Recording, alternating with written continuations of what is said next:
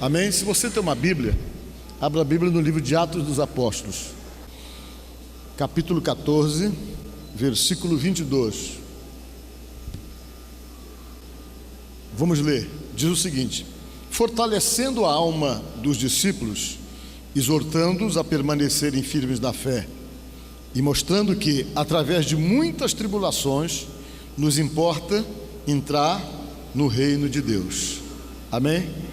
Podemos assentar, irmãos?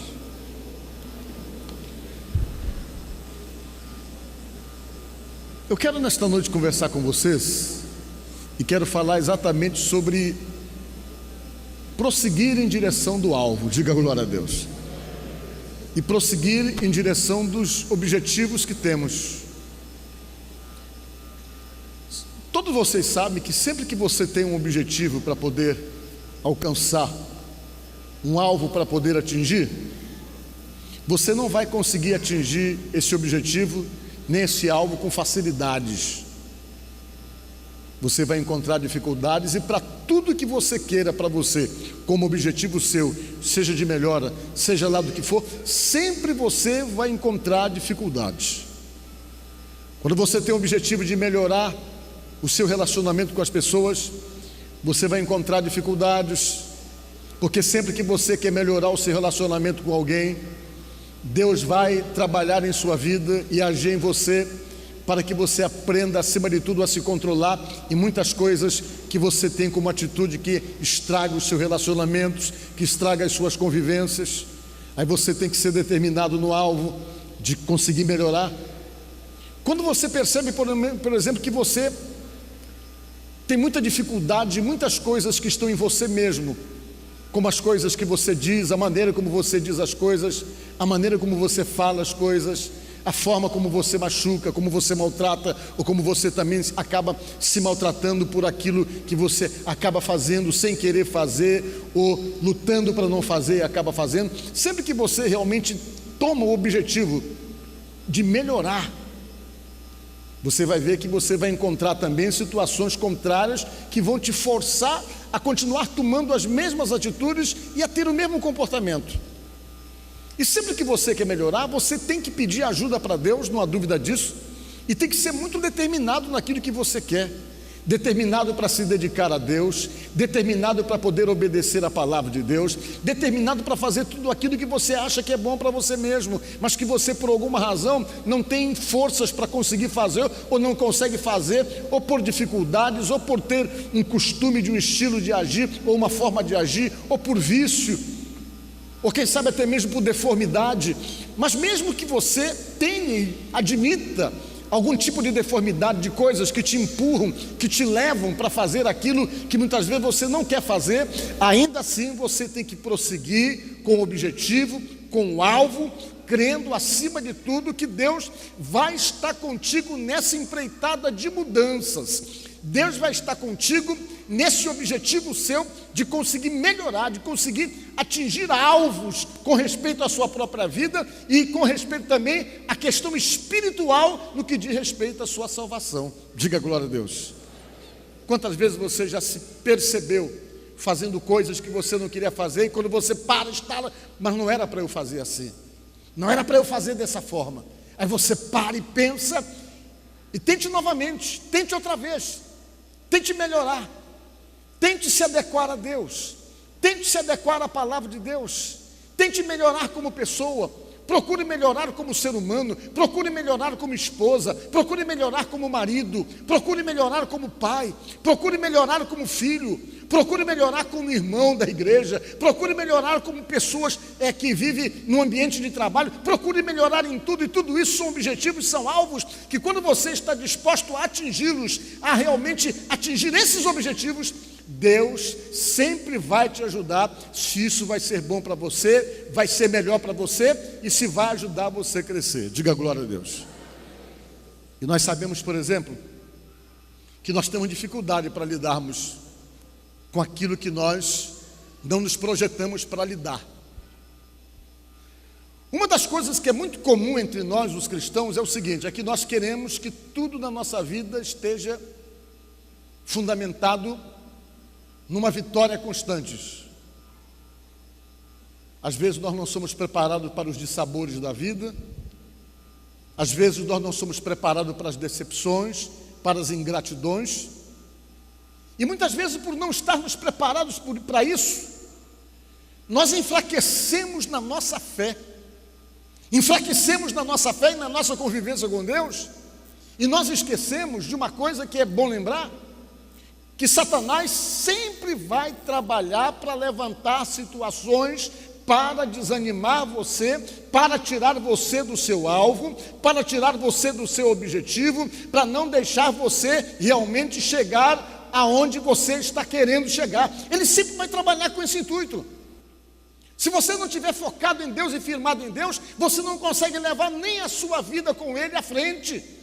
Se você não estiver focado em Deus e firmado em Deus, você não consegue nem mesmo levar a sua vida espiritual em frente na presença de Deus, porque logo você pode desanimar, desistir, se decepcionar, não ter condições de suportar a prova, não ter condições de suportar as pressões naturais da vida e, consequentemente, perder a visão do alvo principal que você então deve estar focado, que é o alvo da vida eterna, da salvação. Você tem que chegar lá. Vai chegar a hora em que você vai precisar muito dessa firmeza, vai precisar muito dessa posição determinada na presença de Deus.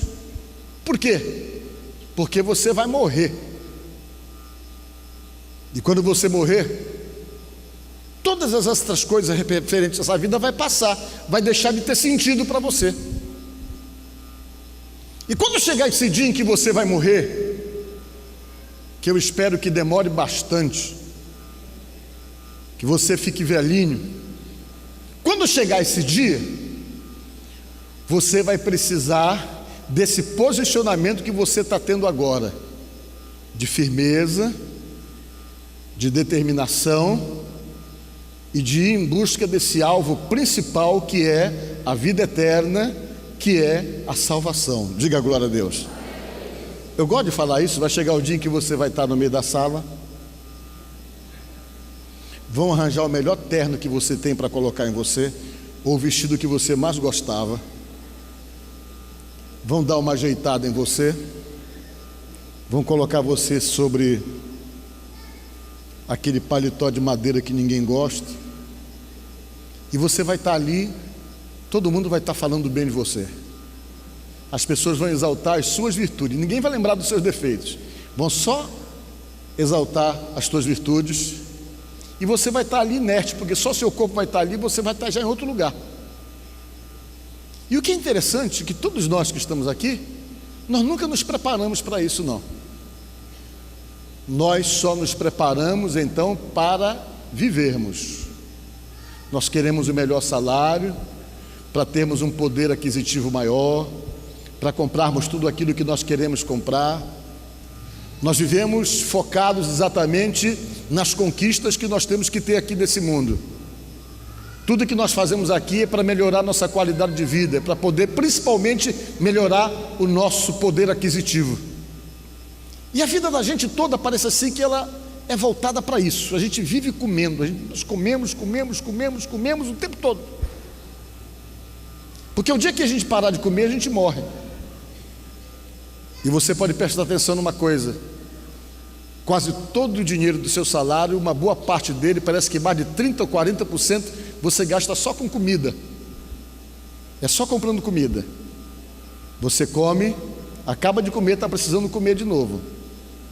Tem gente que come 3 vezes por dia, tem gente que come 5 vezes, 10 vezes, tem gente que tem as comidas oficiais, café, almoço e janta, e mais os assaltos na geladeira em outros horários. E cada um tem o seu estilo de vida, mas sempre nós estamos voltados para essa questão voltada de comer sempre. E o que é que vira esse salário que nós gastamos com comida? Vira unicamente material para poluir as praias, os esgotos e acabar com tudo. Eu sempre digo que nos esgotos da cidade estão bilhões de reais. Está tudo lá no esgoto. Porque essa vida que nós estamos vivendo aqui, ela consiste exatamente desses fatos, que a gente precisa viver, que nós precisamos comer, e comemos sempre, e às vezes nós nos focamos somente nesse detalhe e nos esquecemos que essa vida é passageira, que um dia ela vai passar, que ela vai deixar de existir.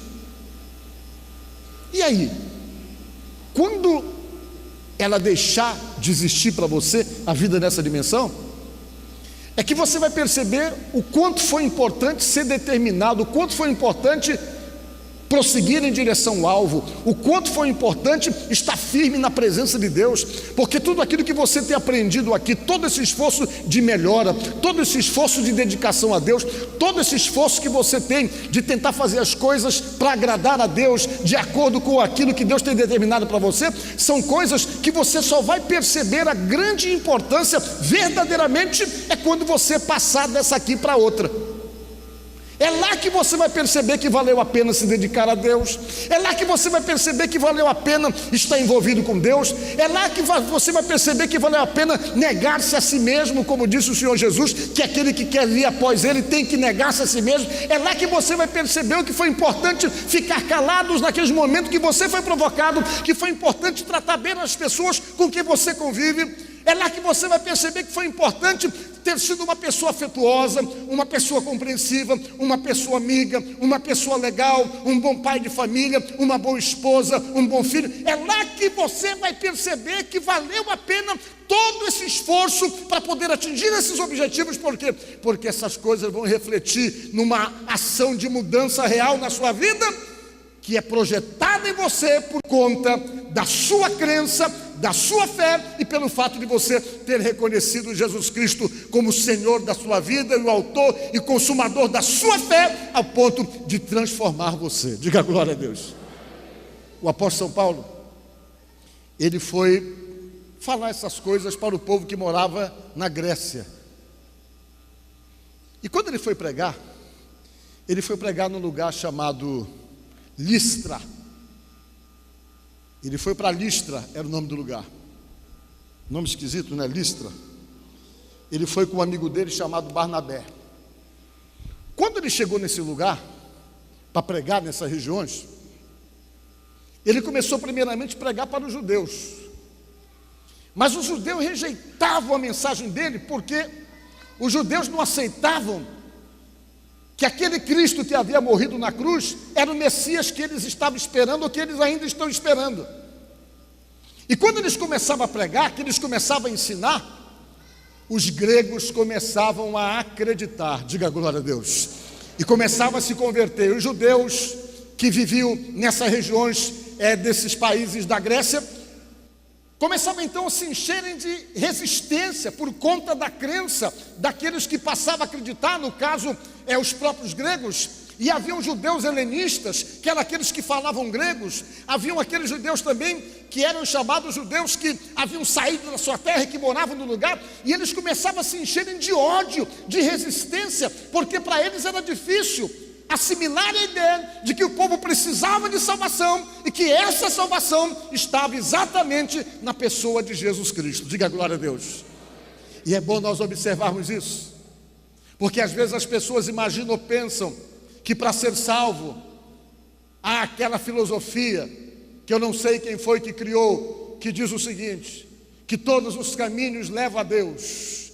Há aqueles que dizem que para ser salvo, para ter um encontro real com Deus, qualquer caminho que leve a Deus é bem-vindo porque vai resolver o problema, quando a Bíblia diz que não. A Bíblia não diz que todos os caminhos levam a Deus. A Bíblia não diz que você pode falar com a filha, com a mãe que o filho atende. A Bíblia não diz, por exemplo, que você pode ter uma forma de poder chegar ao Pai por outra opção que não seja a única opção estabelecida pela palavra de Deus. Mas às vezes as pessoas ficam pensando nisso e achando que é possível resolver o seu problema indo por qualquer caminho, por qualquer vertente que possa então levar até Deus, quando a Bíblia declara de uma forma categórica, clara, de uma maneira bem explícita, que o homem, se quer chegar até o Pai, se quer chegar até Deus, ele não tem muitos caminhos para escolher, não. Ele não tem muitas opções. Baseado pelo que diz a própria palavra de Deus, ele só tem um caminho pelo qual ele consegue atingir o alvo e atingir o objetivo. E quem falou isso foi Jesus. Jesus deixou claro que não existe muitas verdades, existe uma verdade só. Jesus deixou claro que não existe muitos caminhos, que existe um caminho só. E ele deixou isso claro quando disse exatamente para os seus discípulos, lá em João 14,6. Eu sou o caminho, a verdade e a vida, e ninguém vem ao Pai senão por mim. Diga glória a Deus. Olha só. Veja bem. Se houvesse mais de um caminho, ele poderia dizer, eu sou um dos caminhos, gente, para você chegar até o Pai. Eu sou uma das verdades, porque existem muitas verdades. Você pode ter a sua verdade. Eu sou uma das opções de vida que você possa ter. Mas ele não falou no plural, ele falou no singular. Eu sou o caminho. Eu sou a verdade que vocês procuram. Diga glória a Deus. Porque as pessoas procuram a verdade em lugares diferentes. Não, a verdade pode estar ali também. Por que não pode estar em outro lugar? Por que não pode estar em outro lugar? A Bíblia diz que não. Se não for em Jesus Cristo, não é verdade. Diga glória a Deus. Pela Bíblia, para você que crê na Bíblia. Para você que crê na Bíblia. E ele disse, ninguém vem ao Pai senão por mim. Por que ele disse isso? Para deixar claro que não tem outra pessoa que possa levar você até o Pai. Diga glória a Deus. Você poderia pensar, mas José foi um grande homem. Foi um grande homem, mas não leva você até o Pai. Você poderia dizer assim, mas Pedro foi um grande homem, mas não leva você até o Pai. Você poderia dizer, mas a Maria, mãe de Jesus, foi uma mulher importante. A Bíblia diz que ela foi a mais bem-aventurada entre todas as mulheres, sem dúvida alguma, uma mulher abençoada, uma mulher santa, uma serva de Deus, mas ela não pode levar você ao Pai. Por que ela não pode levar você ao Pai? Porque não foi dado a ela esse direito. Diga glória a Deus. Não foi dado a ela esse direito. Por que não foi dado a ela? Porque não foi ela que morreu por você na cruz. Não foi Pedro que morreu por você na cruz. Não foi João que morreu por você na cruz. Quem morreu por você na cruz foi Jesus Cristo, Filho de Deus. Ele morreu por você na cruz, cumpriu todo um plano estabelecido pelo Pai. Quando cumpriu o plano, ele disse assim, tudo está consumado, tudo que eu precisava fazer para salvar a humanidade, eu fiz. E quando ele disse isso, ficou claro que sobre ele repousava a responsabilidade de salvar a mim, a você, a nós que estamos aqui, os nossos antepassados. Sobre ele ficou a responsabilidade de salvar o Pedro, de salvar José, de salvar João, de salvar Maria, de salvar a todos. Todos dependeram da morte dele. Por isso que só através dele nós podemos chegar ao Pai, porque ele abriu esse caminho e esse meio de nós chegarmos. Diga glória a Deus. Mas as pessoas tentam transferir autoridades que não podem ser transferidas, porque essa autoridade dada a Jesus foi dada por aquilo que ele fez, pelo preço que ele pagou. Ele pagou um preço para resgatar você, então o mérito é dele, não pode ser dado a outro. E ele deixou claro que você não chega ao Pai se não for através dele. Por isso, você precisa prosseguir para o alvo, porque na hora em que chegar aquele momento que vai chegar na sua vida um dia, você vai estar preparado se você estiver em Jesus Cristo. Diga glória a Deus. E o Paulo foi pregar em Listra exatamente sobre essas coisas. Os judeus se rebelaram, os helenistas se rebelaram, começaram a fazer pressão, começaram a atrapalhar o objetivo do Paulo e o alvo do Paulo. Eles lutavam para dificultar, eles lutavam para criar problema, ficavam tentando atrapalhar o objetivo de salvação levado pelo apóstolo São Paulo. Os judeus helenistas, os que falavam gregos, os dispersos também, iam lá e tentavam criar todo tipo de dificuldades. Mas Paulo pregava e falava ao povo da Grécia, olha, vocês têm que se apegar em Jesus e se envolverem com Jesus, mudarem de vida e terem o objetivo de atingir esse alvo, porque só Ele pode salvar, foi Ele que morreu por vocês. E quando ele chegou em Listra, depois de estar pregando em várias cidades, ele chegou em frente a um templo de Zeus. E tinha lá um homem paralítico. E esse homem paralítico apareceu na frente dele. E o Paulo disse: levanta-te no nome de Jesus. E o homem que era paralítico, na autoridade dada ao nome de Jesus a Paulo para poder usar na cura, a Bíblia diz que o paralítico levantou. Diga glória a Deus. Quando o pessoal viu aquilo, o pessoal se apavorou. Chamaram Paulo de Júpiter e chamaram o outro servo, Barnabé, de Mercúrio. É o que diz aqui a palavra de Deus. Barnabé de Júpiter e Paulo de Mercúrio, porque o Paulo era que pregava.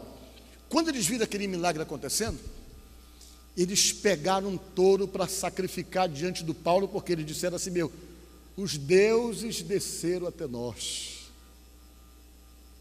Iam imolar um touro, trouxeram um touro e grinalda. A grinalda era umas fitas que eles tinham, era de linho, deixa eu ver aqui, até escrevi do que era eram umas tiras de lã, usadas para poder enfeitar o touro depois que ele tivesse morto e fazer um sacrifício na frente do apóstolo São Paulo.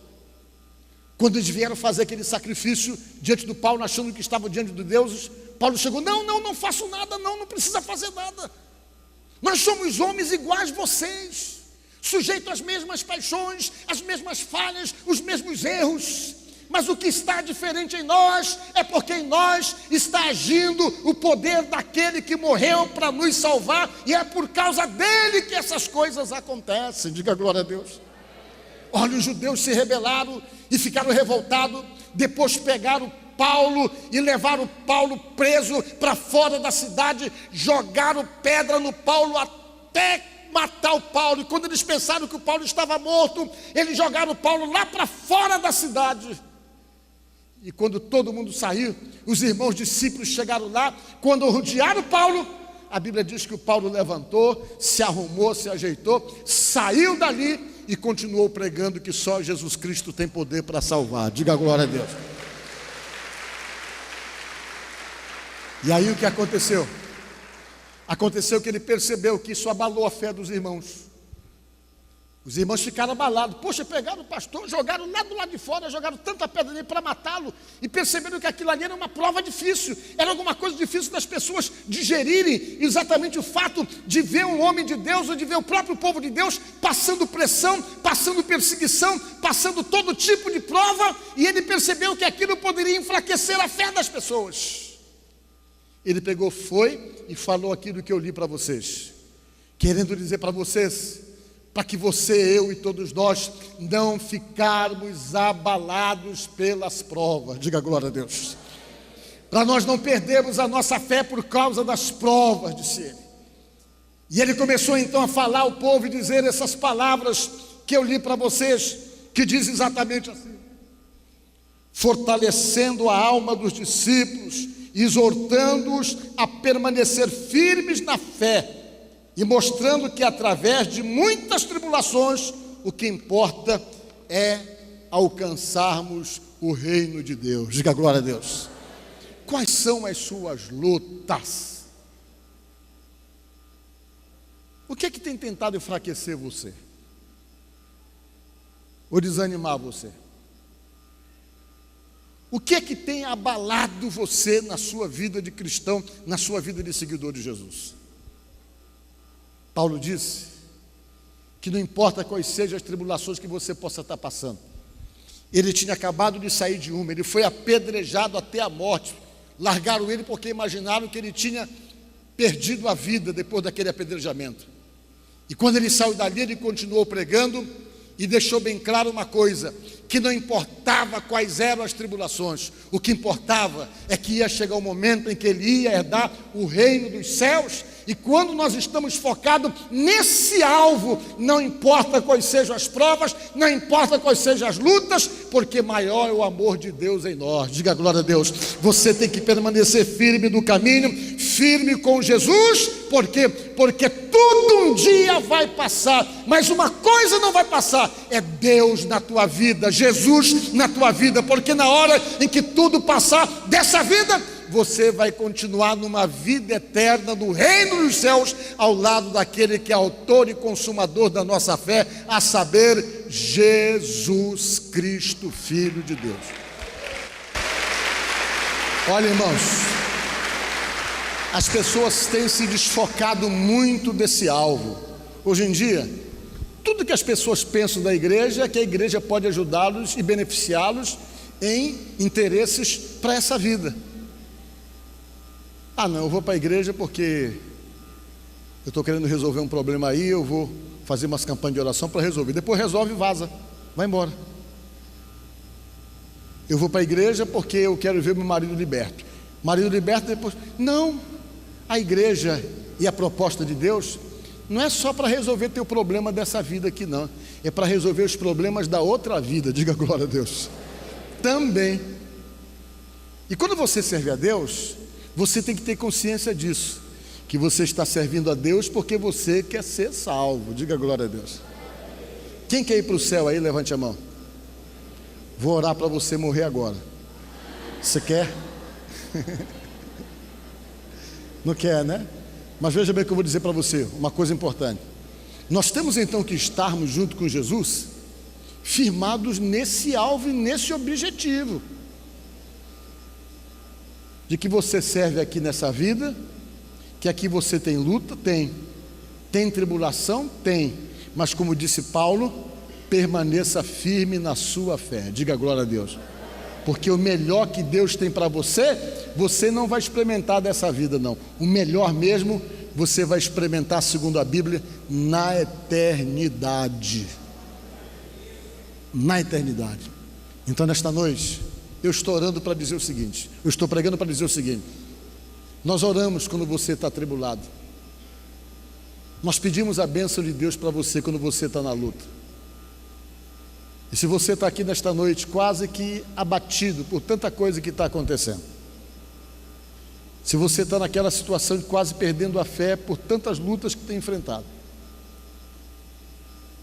se Satanás se levantou contra a tua vida com o objetivo de te fragilizar, de fazer você perder a fé, ele tem levantado situações para tentar te abalar e te abater.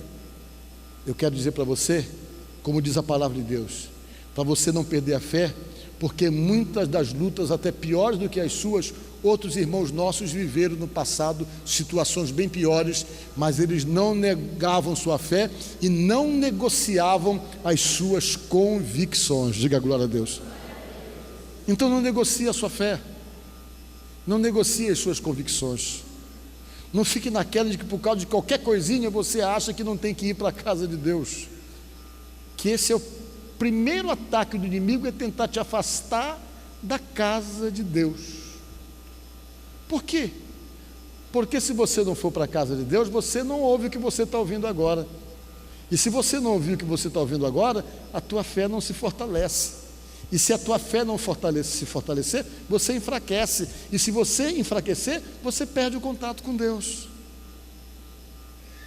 Deus não tem nada a ver com os problemas que você possa estar enfrentando, ao ponto dele ser penalizado pelo fato de você estar tendo luta, e o primeiro ato é não ir para a casa de Deus. Pelo contrário, se a luta está grande, mas devemos então estarmos aos pés de Jesus, diga glória a Deus, aos pés dele, buscando força, não somente para sermos sustentados, mas para obtermos vitórias, porque diz a Bíblia que em Cristo Jesus nós somos mais do que vencedores. Paulo enfrentou muita luta, ele superou todas elas,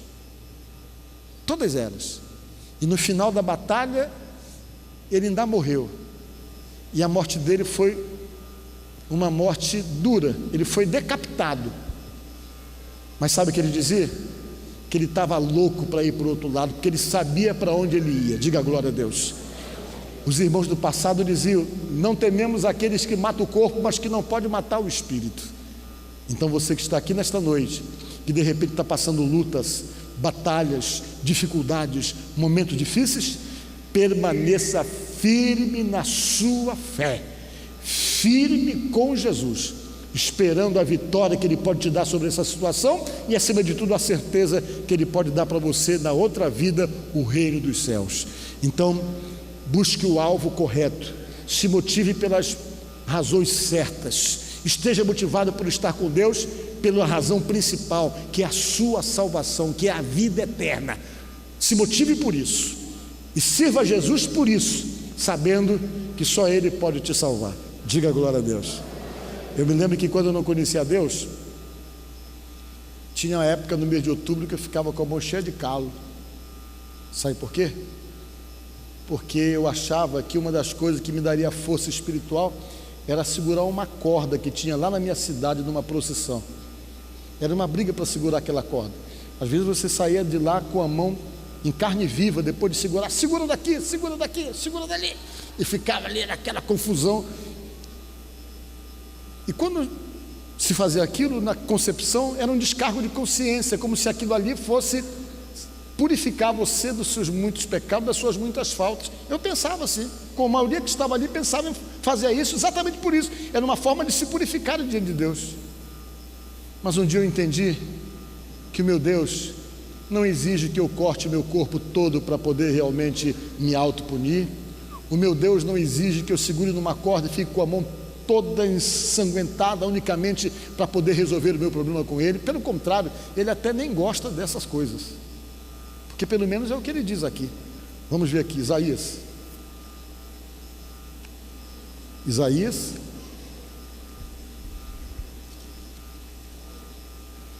45:20, né?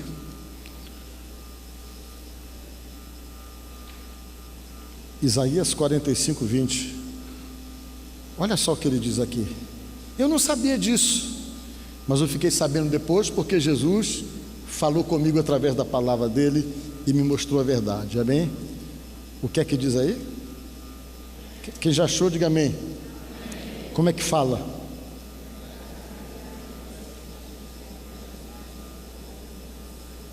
Eu vou ler, tá? Congregai-vos e vinde. Se congregue. Chegai-vos todos juntos, vós que escapaste das nações. Nada sabem os que carregam o lenho das suas imagens de escultura e fazem súplicas a um Deus que não pode salvar. A Bíblia diz, aqueles que carregam suas imagens em procissão. Está aí. Quantas Bíblias fala procissão aí? Vocês viram? Um dia eu tomei conhecimento dessas coisas e fiquei sabendo que para ser salvo, eu só preciso de uma pessoa para ser salvo. E essa pessoa se chama Jesus Cristo. Sem desmerecer o demais, outros tudo foram homens importantes, como Pedro, como Paulo, como João, como Maria. Tudo foram servos de Deus, abençoados, com exemplo de vida que serve de referência para nós. Mas apesar deles serem importantes como são, eles não podem salvar, porque a Bíblia diz que só existe um mediador entre Deus e os homens, a saber, Jesus Cristo, o homem. Diga glória a Deus. Não existe outro mediador, segundo a Bíblia. Fala lá em Timóteo, que não existe outro mediador. Então se firme nessa visão, nesse propósito, sabendo que a sua vida agora com Deus é diferente, é na obediência, né? Na obediência. Leia lá o Salmo 115, que Deus fala que Ele não quer saber de negócio de imagem, de escultura na vida da gente. Ele não quer, a Bíblia que diz, está lá o Salmo 115. Por quê? Porque Deus quer que o seu coração esteja voltado para Ele, servindo a Ele, porque somente Ele, Jesus, é que pode te salvar. Amém? Portanto, pensa nisso e que Deus nos ajude a firmarmos essa fé cada dia mais no nome de Jesus. Amém?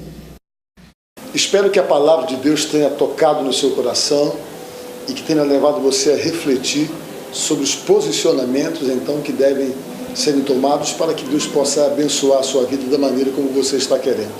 Eu aproveito, antes de fazer uma oração por você, e convido você para nos visitar na Igreja do Evangelho Quadrangular, aqui de São Luís do Maranhão, na rua Raimundo Corrêa, 355 do Monte Castelo. E você pode perceber no rodapé o endereço e os telefones. Você pode entrar em contato conosco pedindo oração. Nós vamos ter o maior prazer de poder orar por você e pedir que Deus abençoe a sua vida. Vamos fazer uma oração?